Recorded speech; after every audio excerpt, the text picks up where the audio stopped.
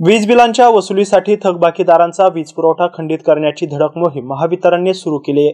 वीज पुरवठा खंडित केलेल्या ग्राहकांची पडताळणी देखील या मोहिमेत करण्यात येत असून अनधिकृत वीज पुरवठा आढळून आल्यास थेट पोलिसात गुन्हा नोंदवण्याचा इशारा महावितरणच्या वतीने देण्यात आला आहे।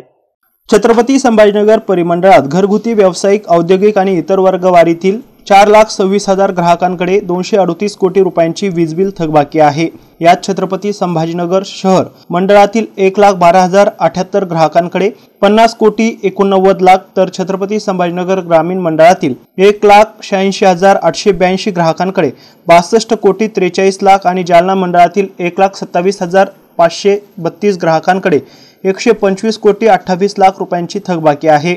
वसुलीसाठी छत्रपती संभाजीनगर परिमंडळातील शहर, ग्रामीण आणि जालना मंडळात महावितरणतर्फे धडक वसुली मोहीम करण्यात आली आहे। मुख्य अभियंता पवनकुमार कछोट यांच्यासह सर्व अधीक्षक अभियंते, कार्यकारी अभियंते, उपविभागीय अभियंते, शाखा अभियंते, तांत्रिक कर्मचारी या मोहिमेत प्रत्यक्ष ग्राहकांकडे भेट देऊन थकबाकी वसुलीसाठी सरसावले आहेत। अनेक ग्राहक तातडीने बिल भरून सहकार्य करत आहे, तर जे ग्राहक बिल भरण्यास प्रतिसाद देत नाहीत त्यांचा वीज पुरवठा नाईलाजास्तव खंडित करण्याची कारवाई या मोहिमेत करण्यात येत आहे।